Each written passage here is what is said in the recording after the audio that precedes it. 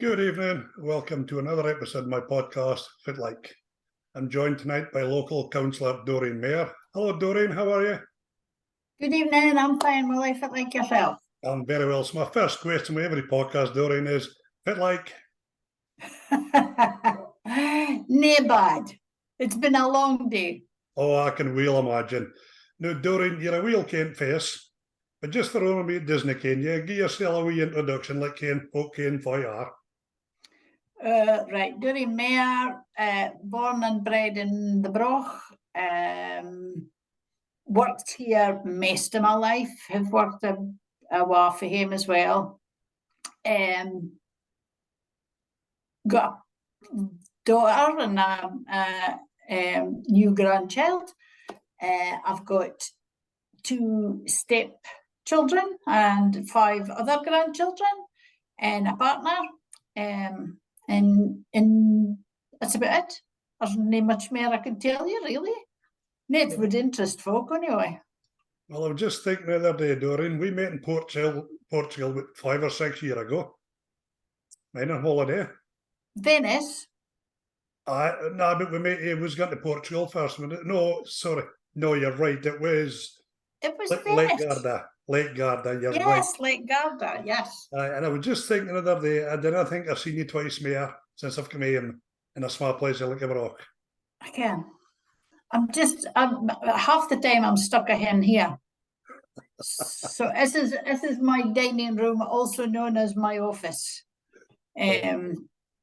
So it's just as well having a Pierre George would be demented. I mean, you need a wee bit of space to get things done in. You so, Doreen, you're a councillor. Yes. How did you get into councilling? What was your desire to go that direction? Oh, let me think.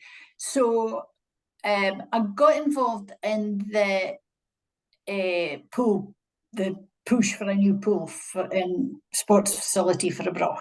Okay. So I headed up the fish committee and worked very closely with Aberdeenshire Council. So for my first, I went to a public meeting and I got my friend to babysit to me, and she went, "Then I come back and saying you're involved," because I can't what you're like, because I was in the Girls' Brigade and I was in the Kirk and I was in the Hall committees and all that. And I said, okay. So I went to the public meeting, and I'm a swimmer, and so I never get much of a chance nowadays, and a swimming teacher as well for my things. And of course, I spoke up. And the next thing I knew, I'd been nominated to be the chair of this new group. So I got together a committee, and they're a fabulous committee. In fact, it's coming up for the 10th anniversary of the pool opening, the official opening. And so there's an event to mark that day. And I think we did a sterling job. We're a really good committee, hard working. But during it, I worked closely with the council, and I got on quite well with them. But it started off, they were going to give us near enough a lot. And myself and my vice chair was John May. And we said, no, Broch deserves better. So we pushed and pushed. And so there were various options for 0 to 6. And we eventually got 6+. Very good. So while I was dealing with it, I had dealings with the councillors, and I had never had a very high opinion of councillors. I kind of, to be quite honest, I hadn't really taken that much notice of them. But during it, one particular councillor was very unhelpful, shall we say. So when it came to standing for the elections in 2012, I decided I would stand. Okay. Because I thought he's been in there too long. He's lost touch with it, the Broch's about. But unfortunately, I took my wheel just before the elections, and I couldn't campaign, I couldn't put leaflets or anything. So I only missed out by about 13 votes. And I wasn't going to stand again. And then in 2017, somebody suggested for the council that worked for the council in a senior position suggested that I should try again. So I did. And I got in, and the councillor I thought needed to be removed, shall we say, didn't I? Well, very good. Well done, you. So the Broch had a bit of a bad reputation. Well, the councillors had a bit of a bad reputation, or a particular councillor had a bit of a bad reputation, and I just thought, this isn't fair, this isn't helping the Broch. And once I got in, the four councillors, it was Councillor Tobin and Charles Buchan were still in at that time, and Andy Kill. And I said, look, the Broch's fed up with the way that the council is perceived, or the councillors are perceived, and we worked really well together for the 5 years that we were all together. Obviously, they had their political differences. I'm not political, so it didn't can. I used to say, "Excuse me, now, gentlemen," but we did. We worked really well together, and I think it helped to push things forward the way they have moved forward. Okay. So, Doreen, if it was the not getting involved bit, when did I get lost in the committee and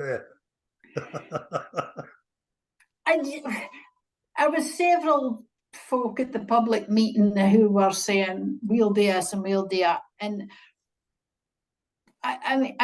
so I used to work for an oil company, and I've done a lot of public affairs and things in my life, and I thought, it's just wouldn't work this way. Ken, but I mean, you have to ken how to speak to people and things like that. So I just stood up and said, look, if we want to get us done, I can't mind exactly, Ken, if we want to get us done, I think we've got to be professional and blah, blah, blah. And this lady stood up and says, well, I think you're the person to head it up. And I said, well, okay. So I asked John May if he would get involved, because I knew John knew pools, right? Oh, so, and that I said was, look, if you're going to get involved in this, it's going to be hard work, and it's not going to be an overnight success. But think of something that you can do. Think of something you can bring to the table as part of the committee. Okay, we can't all be the bosses, and we can't all be doing the same thing. So I had three lovely ladies who said, well, we're off a good at selling raffles and marking tea. Okay. And I said, well, I'll tell you, Fit, we'll need a lot of raffles sold and a lot of tea made. So it was just that, bring your talents to the table. Everybody's got talents, though maybe they are the same. But it just felt right. It just felt as if it was going to work. Good. And did you say there, you have no political parties, you're just in as a councillor, like you're no Tory, Labour or SNP, you're just a councillor? I'm here, I'm an independent. The only interest I have is the Broch and helping folk in the Broch. I'm now area chair, so I was the first woman ever area chair at Banff Behind. So obviously I'm interested in the area. Aye. But my prime concern when I got in was to try and help the Broch. Okay. And obviously the surrounding area and the folk that are in it. So when you first got in, Doreen, was there a lot of things that needed new broom sweeps clean? I'll tell you, when you first get in, it's the scariest thing in the world. Because you think you can fit a councillor does, and then you realise that you've got to get 15,000 jobs, and there's so much paperwork. For the first, I would say, 18 months, I was a bit like a rabbit in the headlights. No, but I had a list of things that I said, right, this needs sorted and that needs sorted. Some out I still haven't got round to, or I'm trying, but the other thing I've learned is that I always thought you could make changes overnight, and you can't. No. I was maybe a bit naive in me, because I can't with the pool that with things, it takes a long time, but it's frustrating, but it's just what you've got to learn. Did you ever get that, well, we didn't need to change, it's working like this for a long time? Did you ever come across that? I can't say I have. I've sometimes come up against a bit of resistance, but because of the huge budget problems that we have nowadays with lack of cash, things have had to change. So there's been no option. I think it's somebody had once pointed out to me that pre me becoming a councillor, they used to have surplus at the end of the year at the good spending stuff. Well, it does not happen nowadays. You've never seen that surplus yet? No chance I've ever seen it. What do you think's been the biggest thing with the cut box? What have you never been able to get going that you'd wanted to do? There's lots of things that are really difficult. Ken, everybody wants to see the grass cut all the time. Aye. But there's other things to think about, because Ken, everybody's being asked to make sure that the pollinators have places. So somebody put a thing up on Facebook last night or the other night, and it showed a picture of James Ramsey Park, which was cut pristine for the Fidpa parks, and then there was this wild area and can get the grass cut. Well, it's not for that. It's just left to grow wild because it's for the wildlife. Aye. So there's lots of things like that. I'd love to see more new houses built, but because there's a waiting list for houses, but we're quite lucky in the Brock because we've got the academy, which will shortly be available 16 new flats. There's new flats up in Batoki Way. So there is things like that. You would think, oh, I'd love to be able to do it, but there's just no the money to do it. Aye, that's a similar block where I think into lack of money. So you said your first project you got onto was a pool.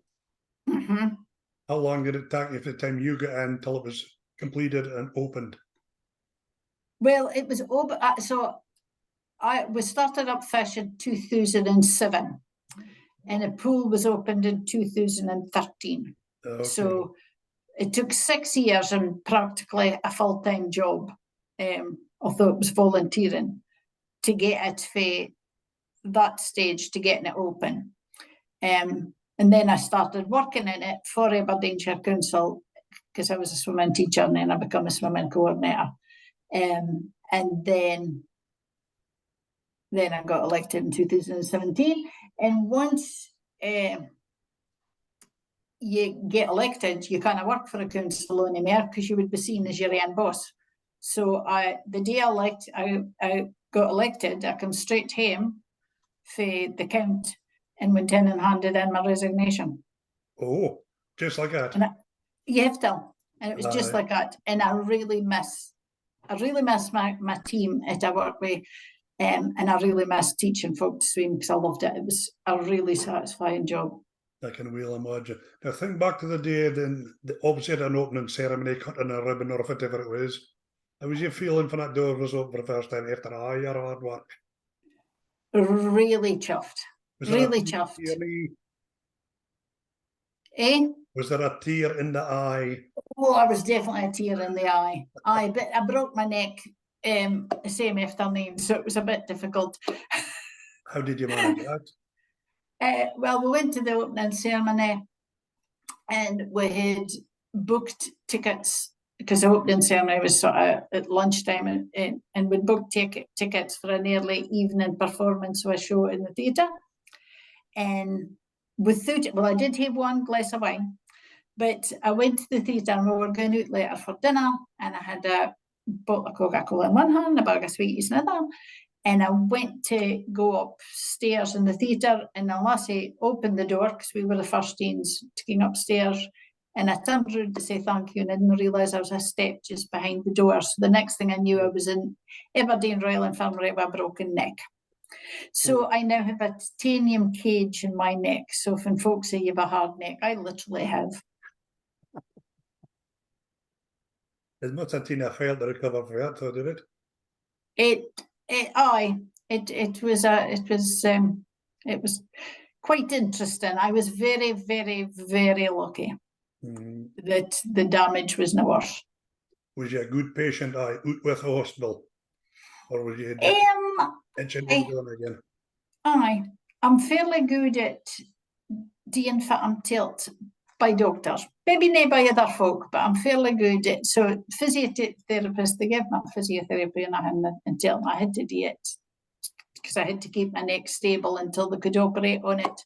And so I was fairly well behaved. Okay, I think all right with your neck now, apart from the fact it's very hard. So when I got to run with the Commonwealth baton, I got nominated to do it, but I wasn't allowed to run because they said you can't run. So I had to walk with it. I'd be another proud moment that for you. Oh, I was delighted. I've still got my tracksuit and my baton. Yeah, baton. So I was really chuffed. So far did you carry it for in Fartell? So I carried it for, let me think, just aside the factory shop. Oh, right round to Broadsea Road. So just at the end of Broadsea Road. So she only carried it, I think it was 400 metres or something like that. You was just, it heavy? no, not particular. Well, I didn't notice. I was too busy being a bit impressed by the whole thing. It was like, wow. That's very good. Right. Say if somebody comes to you, Doreen, with a complaint or an issue, just say, Doreen, there's half a potholes in the road now. What do you get to do with them? How does that process start? Well, so the first thing I would say is, I just think my Aberdeenshire is an app, right? So I would tell everybody, or ask everybody, should I say, to download this app because it's the most useful thing out. And you can report potholes or street lights a route or block drains or anything you like on this app. You can even get alerts, say your Scaffy Brack's down. It will alert you that your Scaffy Brack's down, if you've put in for notifications for your area.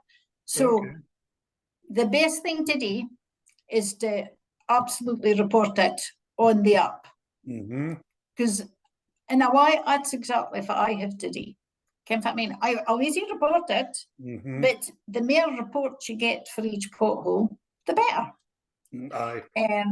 But potholes are treated in a formula, so it depends on how busy the road is, what the classification of the road is, how deep the pothole is, as in deep, and how big it is. So as a whole, it's not just get potholes sorted. I would love to have a magic wand, but I don't know. But that's what that's what I would recommend to everybody is get the app, download it on air, and they then send you a confirmation. Now, potholes have to be repaired within a certain amount of time. So if it hasn't been repaired, then you can come up to me and say, I reported this on such and such a date, and nothing's been done about it. And then I can maybe say, well, I can go to RI Combs, which was Fit the Road Services card, and say, why is this not fixed yet?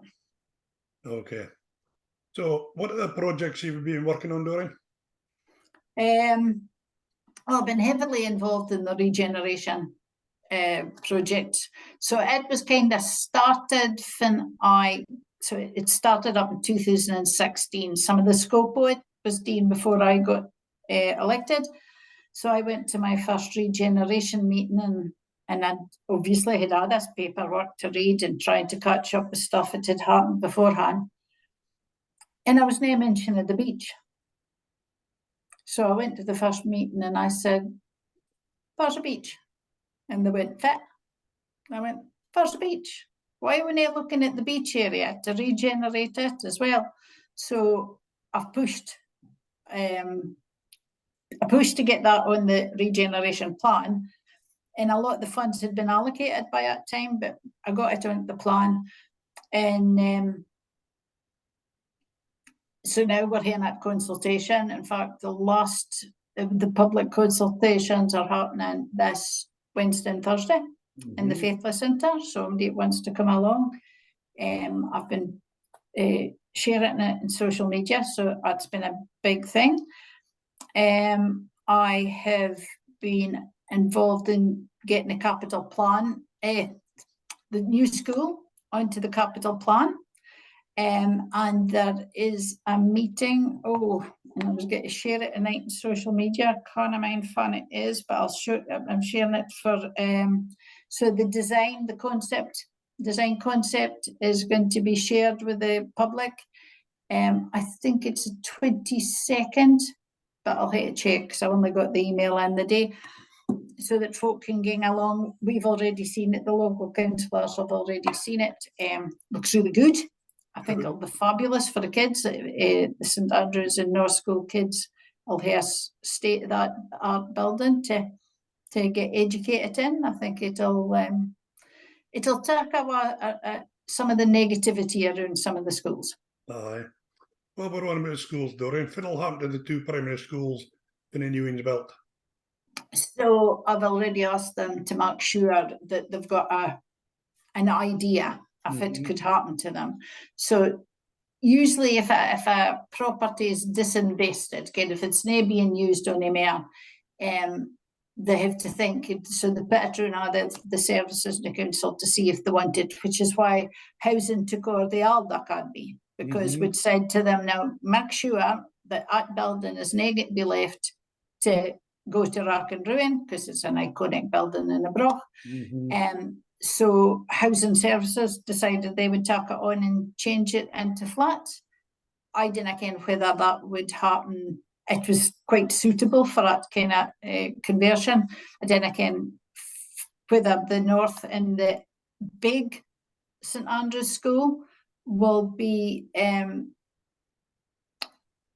suitable for that, but nearer the time, then they'll decide on that. The smart school, the infant as we used to ken it, it's infant, Doreen. It's in line to be turned into a nursery. Very good. Excellent. So when are we going to see the new primary school built? Is there a completion? A completion should be 2027-ish. Well, it's not far away now then. It's not far away now, which is why the next stage of the consultation is going on. Now, a question a lot of folk ask me, and you can tell me now, if it would the beach trainee, is that ever going to get seen daylight again?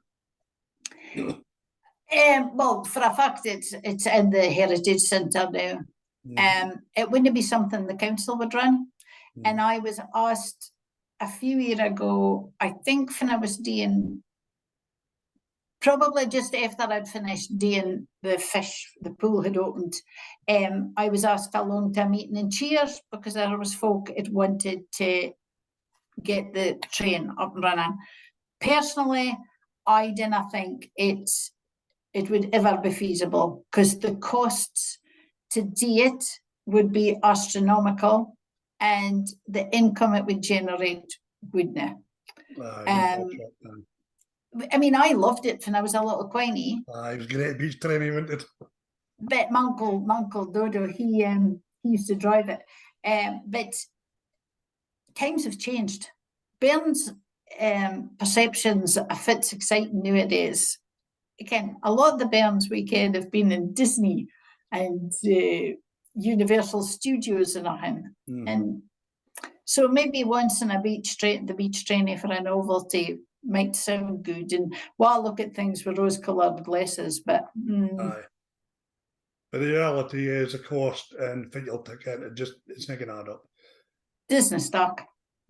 Nowadays, if you want funding, you have got to put forward a business plan. Aye. And I didn't think the business plan would ever stack up. You need to get off the ground. Fit about see a new beach regeneration, Doreen. Is there going to be a paddling pool involved in it? So what I would like to see is a kind of splash park. Oh, aye. A sign in up the coast. So right for the very start, I thought that would be great for the kids. A splash park as opposed to a traditional paddling pool, so with jets and things going up in it. I might even run through it myself if I'm allowed, if we get it up to run in. So a splash park in an improved play park. Aye, our grandson weighed him up to there and never splash park, and he just absolutely loved it. And it was York full of folk. Aye, but I never run through. It's too cold for me. Now you would never have said that. I mean, the weather hasn't changed that much, and we were in and out at paddling pool when we were little. I think it would be that would be top of my wish list for it. Aye, I think a splash park would be so popular. But we'll just have to wait and see. Yeah. So, if it's the most frustrating part of your job, Doreen, there must be some frustrations for you.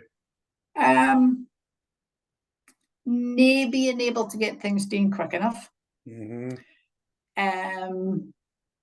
Sometimes I get fed up with the negativity that there's a bit of negativity around some bits of the broch, and some people didn't. I just think some people always look as if their glass is half empty instead of half full. Aye. I mean, you like it that though, wouldn't you? Yeah, you get that. And I get a bit frustrated that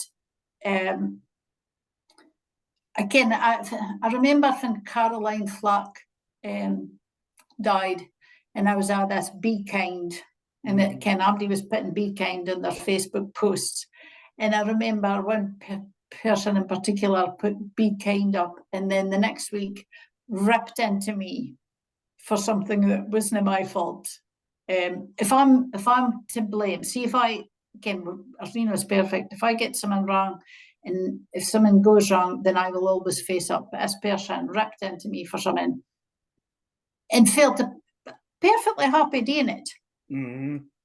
While Be Kind was still up on their Facebook page. And I thought, I'm a broker. I'm just like you.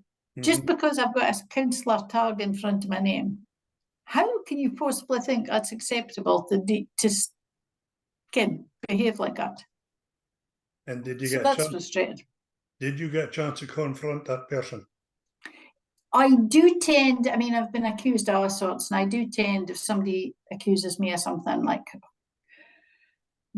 corruption or something like that I will confront them. If they have proof of that, fine. You go away and go at the Standards Commission. But they wouldn't have proof of it.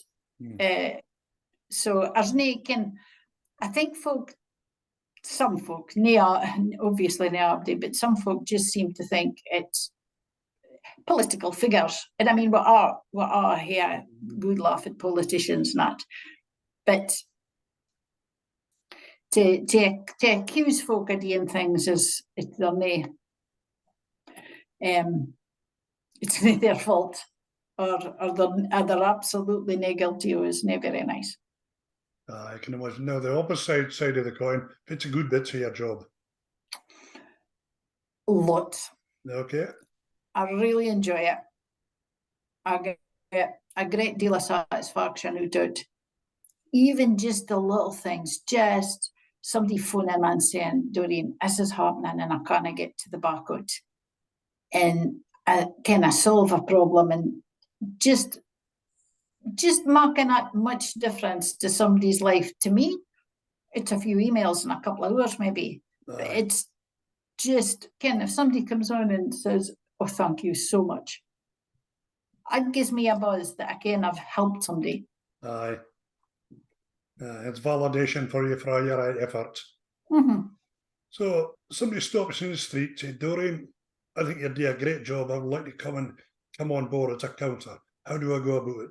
How do they go about it? Well, if you're coming on board as an independent councillor, then you really have to be Kent. Can that mean? I was, because you need to get votes, obviously, and I was real Kent through the fish project, but I'd been a Girls Brigade captain for years, so a lot of the folk at Kent me through the Girls Brigade already Kent about what I did. But you've got to do it because you want to do it for a town. Aye. Because it's hard work, it's long hours, it's rubbish pay, and if you're doing it to get some sort of recognition, then it's not going to be worth it, because it has to be. You have to be passionate about what you do. If you're going to be a councillor and you're going to enjoy the Tory party or the SNP, then they pay your campaign. All right, okay. But if you're going to be an independent, you have to pay your own campaign. All right. So, okay. I think it needs. We does need folk all the time. I would like more independent councillors because we are independent. Can you know what I mean? But you have to be. I suppose you have to have shown that you're capable of doing stuff. Aye. It's certainly something I'll be retiring in about 4 years. It's certainly something I'm going to be interested in. Well, there you are, 4 years of the next election, will I? I'm well, telling you. I'll maybe change a lot in 4 years, but it's maybe because I'm getting older, Doreen, than I can. But I take an awful lot more interest in things now. And like every other broker, I love to see the place nice and tidy. There's so much negativity on Facebook about the broch. I can. Well, I'll put a thing here to you now. See, you should join a community council. That's your first stepping stone. And if community council could serve a day with some new members, and that's the thing, folk are moan about the broch, but those that moan loudest are the ones that will never ever put in an effort to do anything about it. And the council can't do nothing. Look at the flower fairies, they've done a great job. John Anderson, the Resilience Group, fabulous job. And if we had more willing volunteers went on to the community council, then community councils can get funding for stuff that the council can't. So they could get a lot more done. Go back to COVID. That must have knocked back your plans for what you was trying to do. Was that a big, massive hold up for you with COVID?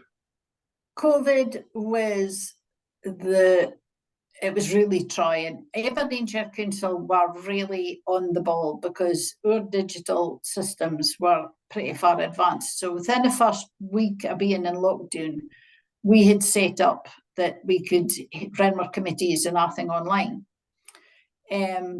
But of course, an awful lot of stuff stopped. I was getting messages I still did sometimes, but I was getting messages at 2:15 in the morning. Oh, me. As soon as I would switch on my phone in the morning, folk would be messaging me, and I could understand folk were scared because they didn't know what was going to happen. But it did knock back plans. There was things we wanted to get done that obviously had a knock-on effect. And I think the effect it's seen in Aberdeen, we're still suffering for it yet. Nowadays you can't get workmen, you can't get farms, inflation's gone up, so the prices of stuff have gone up. So a lot of projects that we thought would be finished by now are still waiting in the back burner because folk can't get construction firms to come forward. And the problem is, folk, if they're waiting for stuff, they're generally not very sympathetic and willing to wait. It's everything done yesterday. And I said to somebody one night, more or less, you just need, I'm sorry, it's not the answer you want, but it's the only answer I've got. This is life as we know it now. Kim. And I'm nagging to soft soap and tail fibs. There's no point because you get caught. So if somebody said, well, why is that not happening? And I go, well, there's not the money. That's just the truth. It And might that's not be what you want. Might not be what you want to hear, but hey. I would love if I had a magic wand. As I say, I ain't got one. No, I can't. It's so difficult. So, when you take off your councillor's hat, Doreen, what do we do to relax? Well, we've got my new grandchild, so she's a great source of fun to me. I quite like a holiday. I like sitting in my summer house with my music on. I do crosswords. I exercise, well, I try and exercise every morning. So I'm usually on my treadmill by the bucket. 6 because I never get to the pool now, so I had to find something to keep me fit. So I do that. We go to the theatre, like to eat out. Like a rugby. Okay, very good. And you said you was a swimming teacher. Do you partake in any sports or activities, Doreen? No, I would like to swim more, but I can't go to like exercise classes because you never can fit my schedule's got to be. So last week I worked 3 nights out of 5. The week before that it was 2 nights out of 5, but 2 different nights. That's my council phone gun. I know I'll just ignore it. I know. But I broke my ankle. I've got a habit. I'd never broke nothing until I broke my neck, and then I broke my ankle while I was hiking. So I kind of run or anything like that now because I've got a titanium ankle as well, but a speed walk on my treadmill.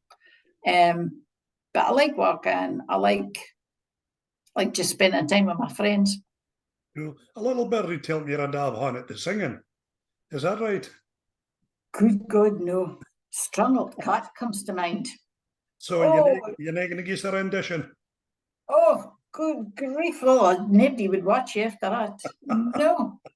The only time I sing is, so if I drive to Aberdeen, right, music in the car, and I'm singing and I'm in the car, folk must be looking at me thinking, nobody passing, I must think, the heck's that woman doing? I'll sing one thing for Italian opera to Pink. Just anything I like, I'll just hear sing along till, but only in the car. Well, in the shower, in the bath, or in the car, and that's me. Right, Doreen, I've got to thank you for giving me time in your busy schedule for coming on. It's been an absolute pleasure talking to you. Thank you. Well, you didn't make it difficult, I have to say. No, my job's not here to make things difficult. My here's to hear chat and just hear news with you. Okay, doke. Well, thanks very much for asking me. It's been an absolute pleasure. And hopefully that'll maybe seen a few folk that doesn't came for you do because they maybe think you're sitting your bum all day. That'll give a few folk an idea to think you do. Thank you. Right, thanks. I'll speak to you later. Take care, Doreen. Thanks very much. Bye now. Bye.